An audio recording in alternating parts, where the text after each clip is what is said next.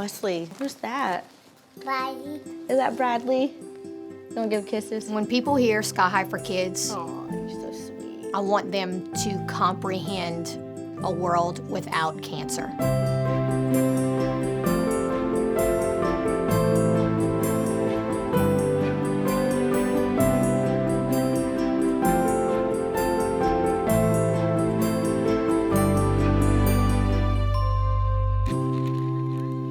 Bradley was born as an identical twin. He was the leader of the pack. Even though he was the baby, he was the leader. He would start the fights. He would be the one to control the fights between the brothers.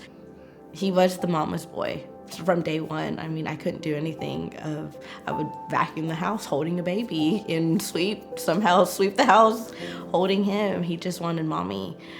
He was just such a loving kid from the start. Even when he was sick, he just always had a smile. He smiled through that pain, and I think that's what gave me the strength to say he's gonna be okay at the end of all of it. You hear about people coming to visit the children and even the parents, and when I saw that for the first time, I was like, people do care about our kids. People are here to help. Gosh, come here, you little pretty fly. Look at that. Oh, look at that face. Big Brother has always been affectionate with Bradley, just happy to be a big brother.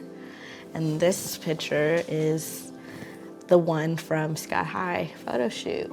So I remember it like it was yesterday. It was our first official photo shoot at Texas Children's Cancer Center. I remember at that moment we couldn't get Bradley to smile. We were doing every little thing that you could get a kid to do to show those cute little teeth, but what we did for his family was capture, that moment. They were able to capture his big, beautiful brown eyes that I always say are pools of heaven. For them to capture it and show everybody that these kids, they're kids. They're full of love and joy, they're innocent. And to have to face this monster alone, it's scary, but they do it with so much courage. That was the only professional picture of my son I had done, and I treasure that. I found out August 7th of 2017. He was diagnosed with hepatoblastoma liver cancer. It was just beating him, and it became a stage 4. And stage 4, it's the chances of survival was 20%. My son was not curable. That the cancer not only was spreading through the blood veins, but it got into his lungs and into his brain. I wanted him home, and weeks came by, and we gave him the best life possible. About 2 weeks, December 4th came. My Bradley earned his wings. He passed away in his sleep. I continue to do this work and lead this team because it is honestly what God has put me on earth to do. I think about kids like Gia who I connect with emotionally.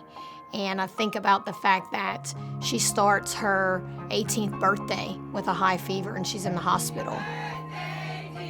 They asked to speak to me and my wife in another room, and they told us that the test came back positive for anaplastic large cell lymphoma, which is cancer of your lymph nodes.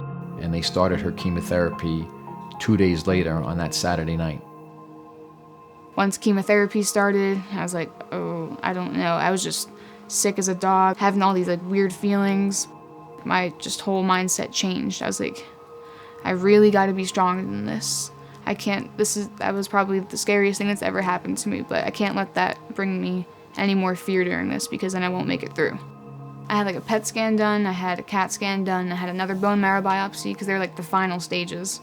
So once they all came back, they showed almost it was all gone, everything was looking good. I was pretty hopeful. I was like, oh my gosh, I'm almost done with this. And the day after Thanksgiving, we went to the ER. They came back to me and my parents, and the PET scan showed that my whole body was just lighting up with lymph nodes like how it did the first time. They were just swollen, so then they came back and they confirmed that yes, this is your cancer relapsing. I was almost about to go into remission, but then they hit me with the relapse. I was like, I just can't go down that path again. So my spirits are still high right now. I get to be at home for my chemotherapy, so it means I get to go out and do more things, and being able to like live again and go back to my old life has really helped me a lot through this. The people at Sky High, they become almost kind of like my best friends. They care a lot about me. At their holiday carnival they had at the hospital, they were all there just painting and talking just as friends, so it meant a lot to me. Not only for me, but for other patients as well. At first, my major choice was criminal justice. And then once I got diagnosed, I was like kind of thrown into the medical field. I talked to my mom about it. I was like, hey mom, I think I might want to go into nursing. She's a nurse too. And so she's like over the moon about it. She's like, oh my God, my baby. But then I had to break the news to my dad because he's a cop. So kind of telling him that I wanted to go into nursing rather than criminal justice was a little tough, but he understood.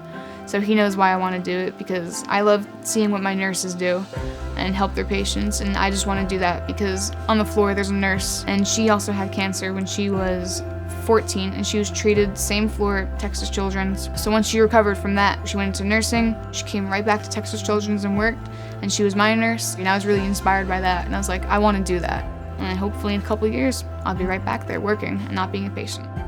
The vision when we started Sky High for Kids was honestly just to raise as much money as possible to benefit the research side of things, and that quickly turned into something much bigger than we ever imagined. These kids need an advocate. They need people in their corner every single day fighting the fight alongside with them. I will never give up on our vision of ending pediatric cancer, and I honestly believe that that's the legacy that Sky High will leave behind.